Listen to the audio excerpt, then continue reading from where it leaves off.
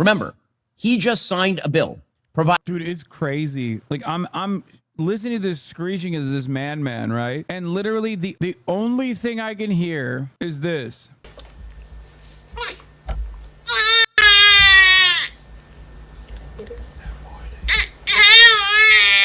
It's just like, why?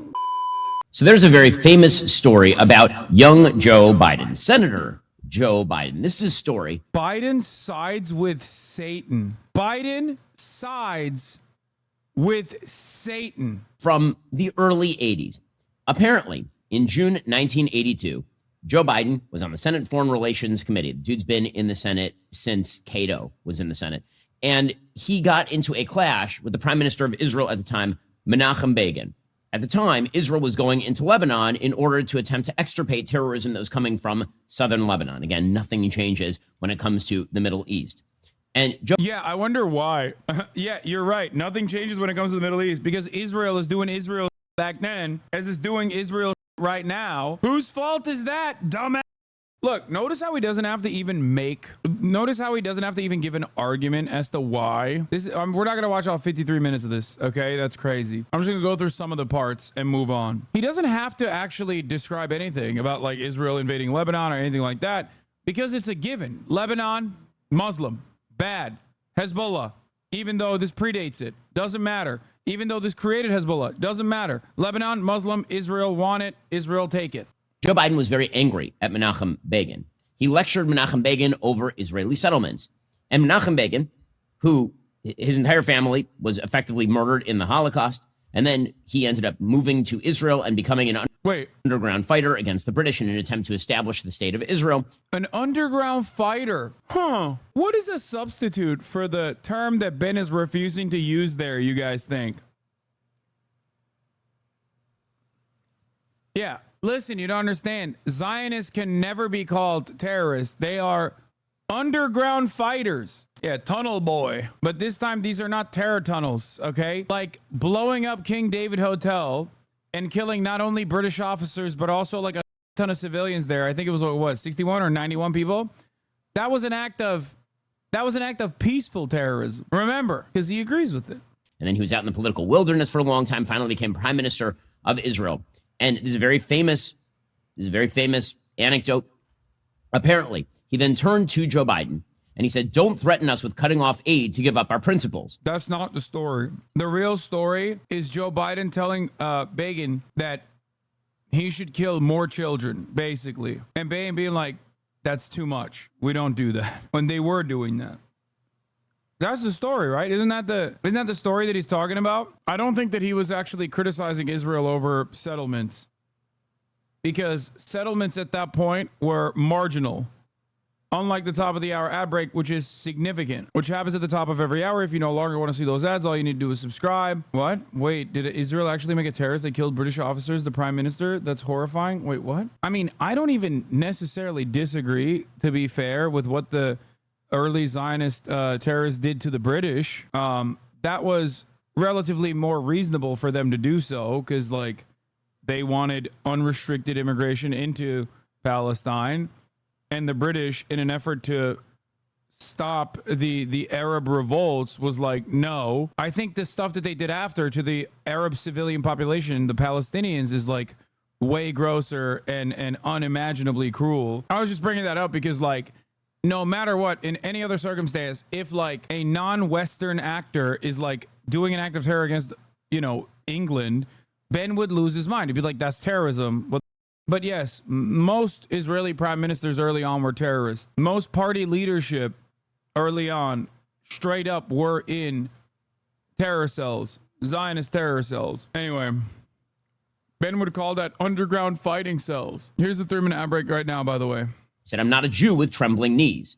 And then he continued, quote, "I'm a proud Jew with 3,700 years of civilized history. Nobody came to our aid when we were dying in the gas chambers and ovens. Nobody came to our aid when we were striving to create our country. We paid for it. We fought for it. We died for it. We will stand by our principles. We will defend them. And when necessary, we will die for them again, with or without your aid." Now, this story is not about Menachem Begin. This story is about Joe Biden.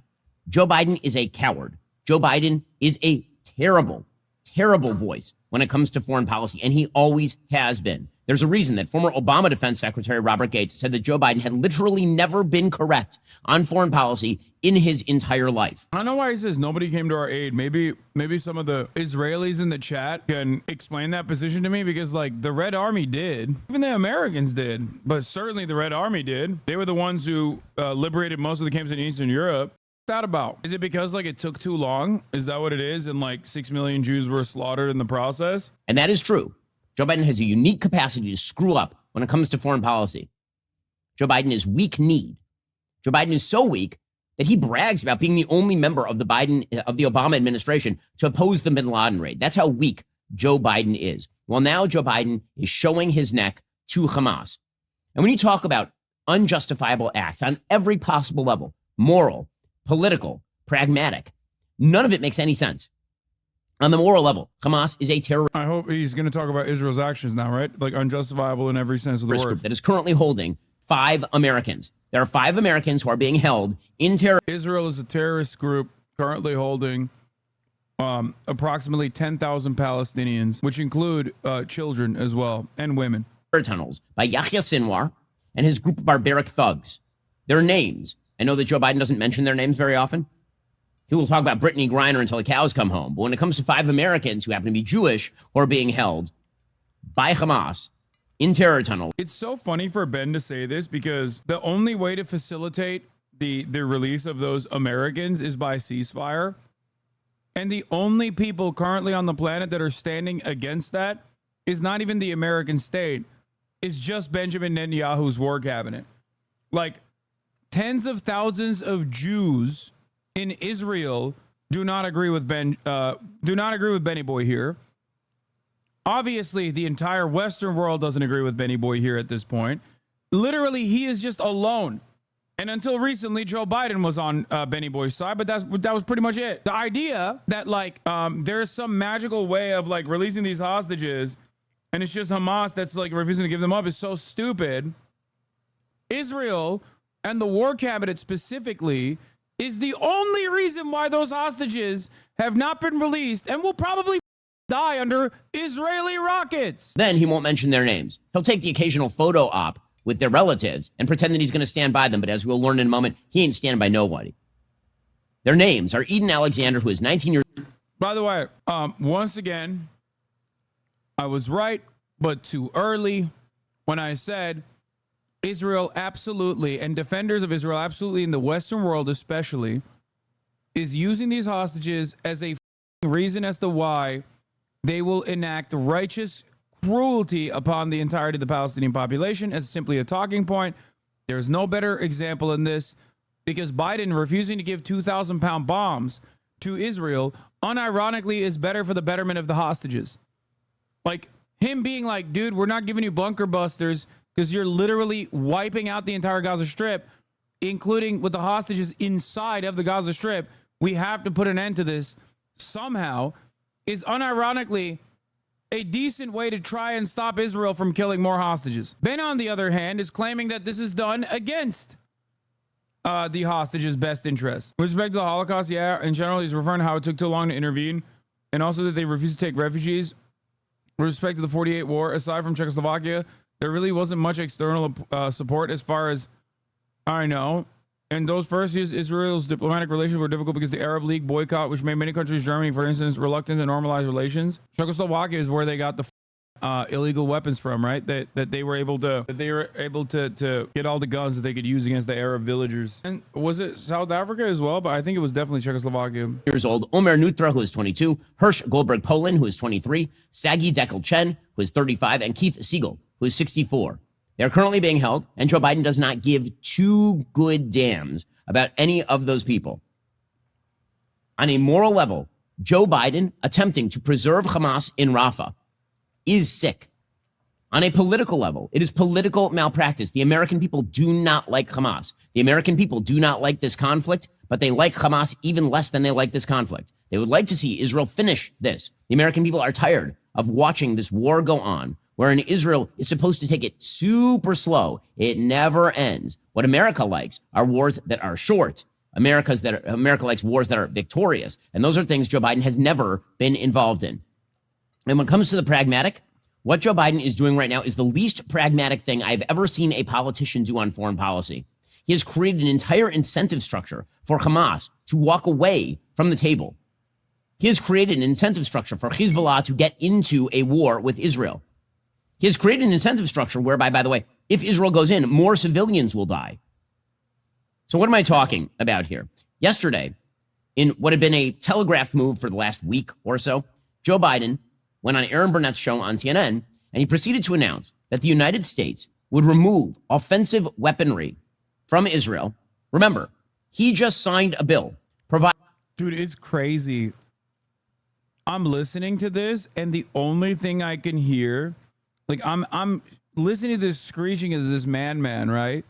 And literally the only thing I can hear is this.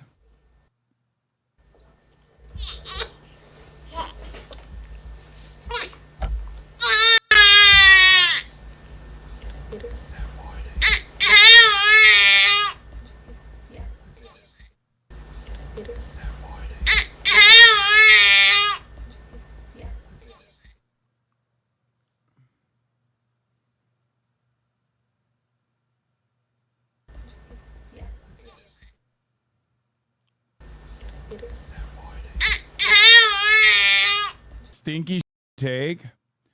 Arms manufacturers love long wars. Yeah, that is true. It's just like, he's just like, why won't you give Israel all the weapons it needs, even though you have been doing so for months? Why? Give Israel all the guns. I love Israel so much. Give them all the guns. Providing $14 billion in aid to Israel.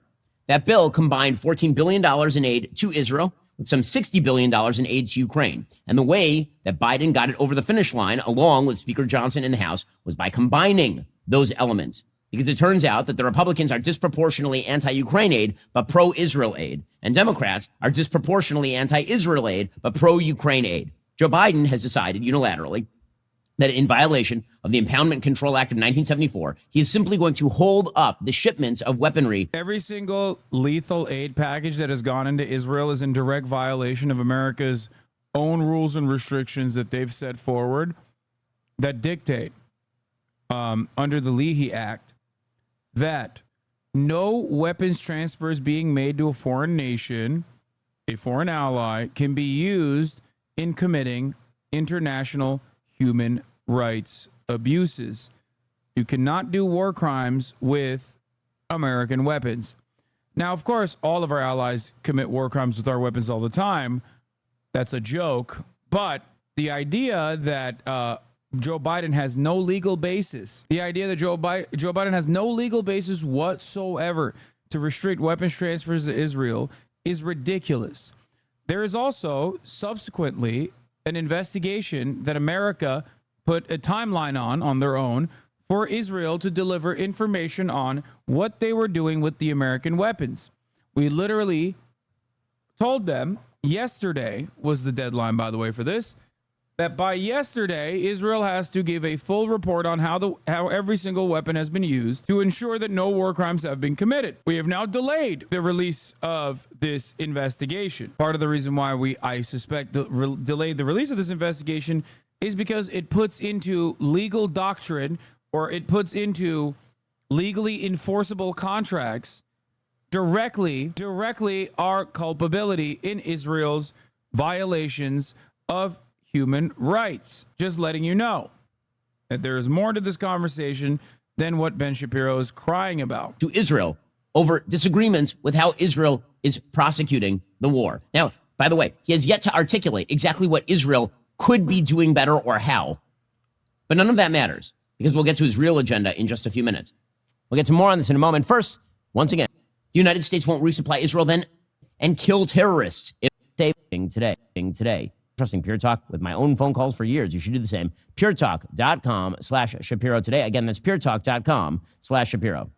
So Joe Biden goes on Aaron Burnett, and he proceeds to say that he is going to deny Israel offensive weaponry if Israel goes into the quote-unquote populated areas of Czechoslovakia sold Israel some aircraft like Spitfires and a ton of Mauser P-18s, MG machine guns, and other shit. Zionist forces used to spray at Palestinian villages in the Nakba. There was a UN embargo at the time, so all this had to be snuck in secretly. Yeah, it was Czechoslovakian guns that were used on the Palestinian villages of Rafah. Now, understand, Israel has been attempting to move the civilians out of Rafah so that they can go in and kill terrorists in Rafah. And Joe Biden has opposed that too. So the new math is that the United States will undercut our own democratic allies if terrorists do the most terrorist thing, which is hide behind civilians.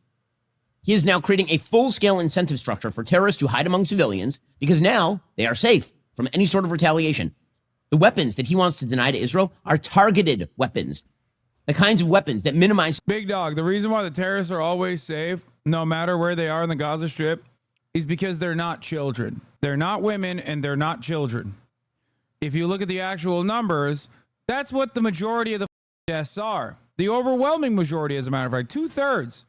So the quote-unquote terrorists, they're fine. They're fine because Israel doesn't have the smoke for actual militants. Israel only has the smoke for babies, for baby murder, which you love, supposedly, it seems. You claim to be anti-abortion, and you claim that abortion is baby genocide, and yet you are in support of the greatest facilitator of baby murder that we have seen. The greatest state-sponsored baby murder. You are demanding that the American government continue giving baby murder weapons to Israel, the #1 baby killer on the planet currently. They are so good at baby killing. Civilian casualties, which will force Israel to use non-targeted weapons, which means more civilian casualties. He is showing daylight between Israel and the United States sufficient that Hezbollah might think, okay, well, if we open up on the northern front, the United States won't resupply Israel then either. Iran will get more aggressive, not less aggressive. And of course, Hamas will walk away from the table, which apparently they did this morning. They were supposedly negotiating in Cairo. And then, upon... The reason why they walked away from the table is because Israel, contrary to what the American envoys offered to the Hamas side,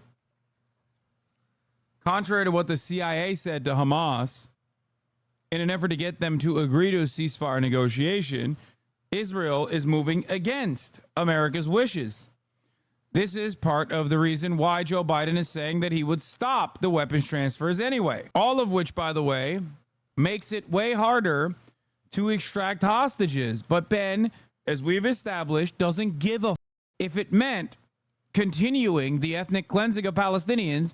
Ben would kill those American Jews himself. Give him a gun, and he would shoot them point blank if it meant complete destruction of the Gaza Strip. I promise you, he does not give a about those hostages. Because if he did, he would be joining in unison the rest of the Jews in Israel that are currently protesting the Netanyahu war cabinet for doing nothing. But because he simply talks about the hostages as a talking point and he hits the say their names bullshit as though he gives a single shred of a I'm telling you, if given the option where Ben was like, you get to kill as many Palestinian children as possible, but first you have to shoot through the 5 American Jews that are held hostage by Hamas, he would shoot through them.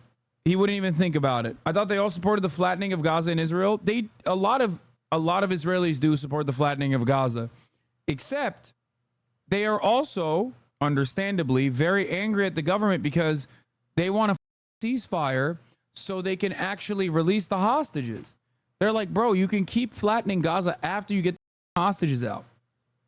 But in that time frame, the irony is that more people have started also saying, like with Omdim Be'achad, which we showed earlier today, a lot more people have started saying, you know what, actually, we shouldn't keep doing this war, as a matter of fact. Like, their numbers are growing too. So as time continues, the appetite for flattening Gaza is also changing as well. Another dangerous prospect for Benjamin Netanyahu, which is causing him to behave in this incredibly irrational manner right now. On hearing Joe Biden's words, they simply walked away clean, knowing that Joe Biden is now playing defense for Hamas. Make no mistake, Joe Biden has sided with Hamas in this conflict. There's only one predictable result of this, and that is the maintenance of Hamas as a political power and a military force in Gaza. Yeah, dude, Joe Biden loves Hamas. President Biden is actually Hamas. Yeah, that's right. I agree. Israel, do you hear that? I heard there are Hamas terror tunnels under the White House. Israel. Israel Chai. Do it. Do what must be done. Israel. Joe Biden is Hamas. Liberate us, Israel. There are 4 brigades of Hamas, about 8,000 Hamas soldiers who are still in Rafah. Joe Biden is keeping them alive. Joe Biden is ensuring that they will walk out of the tunnels, heads held high at some point and declare victory. And by the way, release no hostages in the process. Here is Joe Biden, a true moral coward, yesterday on CNN. I want to ask you about something happening as we sit here and speak, and that, of course, is Israel is striking Rafah. I know that you have paused, Mr. President, shipments of 2,000-pound U.S. bombs to Israel due to concern that they could be used in any offensive on Rafah. Have those bombs, those powerful 2,000-pound bombs, been used to kill civilians in Gaza? Civilians have been killed in Gaza as a consequence of those bombs and other ways in which they go after population centers. And I made it clear that if they go into Rafah, they haven't gone into Rafah yet. If they go into Rafah, I'm not supplying the weapons that have been used historically to deal with Rafah, to deal with the cities, to deal with that problem. Okay, so when he says that the bombs have been used to kill civilians in populated areas, or when Israel attacks populated Israel, Israel is not attacking populated areas. Israel is actively attempting to move populations from these areas so they can kill terrorists. So Joe Biden Dude. Manifest Destiny. Trail of Terrorists was simply the American government moving Indians from one populated area to another. Yes, a lot of them died in the process, but, that's collateral damage. The Americans were simply trying to destroy the terrorist Native Americans. ICC right now, dude, are you kidding me? In a just world, he would literally be treated like Goebbels, okay? Oh my God. In a just world, Ben would be declared a genocide heir and would go to jail and possibly shot and killed for his actions and facilitation of genocide. But we do not live in a just world. We don't. Dude, you're so thin. You didn't even tag me. You tagged Hassan Piker. I thought it was Marsh holding up Kai, and I couldn't understand where he got the strength from. Hey, Palestinians, if you don't want to be murdered by American weapons, just move. He's just lying here. But he's lying, as we'll see, for a political purpose. Also, once again, he is an absolute coward. He is a vile moral coward, Joe Biden. This is true in Afghanistan. And yeah, the Ottomans were just transferring around Armenians to fight terrorists is unironically the Turkish government's official position on the Armenian genocide. Literally. It's considered forcible population transfer of Armenians from the areas that they used to live in to Syria. Ironic because that's also the official Israeli position as well, alongside the Turkish government's position on the Armenian genocide. I wonder why Israel doesn't recognize the Armenian genocide. It is true now. Here is Joe Biden. To deal with that problem. We're going to continue to make sure Israel is secure in terms of Iron Dome and their ability to respond to attacks like came out of the Middle East recently. But it's just wrong. We're not going to supply the weapons and the artillery shells used that have been used. Artillery shells as well. Yeah, artillery shells. So, just to understand what they're doing right now in Rafah, is that not going into Rafah as you define it yet? They haven't gone into the population centers. What they did is right on the border, and it's causing problems with right now in terms of with Egypt, which I've worked very hard to make sure we have a relationship and help. But I've made it clear to Bibi and the War Cabinet, they're not going to get our support if, in fact, they go into these population centers. So they're not going to give their support if they go into the population centers, which is why Hamas is hiding in population centers. That is the entire reason they are doing it. So he is now engaging, let's be clear about this, in a war between a genocidal terrorist group that murdered 1,200 Jews. Yeah. Hamas is the genocidal entity here, not Israel. They murdered 1,200 Jews, okay? None of them were enemy combatants, of course. They were all civilian enemy combatants, every single one of them. 800 of them were civilians, 400 of them were IDF soldiers, but Those were IDF soldier civilians. Okay. They also beheaded imaginary babies, 40 of them. They also threw imaginary babies in ovens. They also, with military directive from Hamas leadership, engaged in mass rape. He's just hallucinating all these things, okay? While simultaneously, the counter is like, okay, Hamas killed 800 civilians, 400 military. Okay. Atrocities on October 7.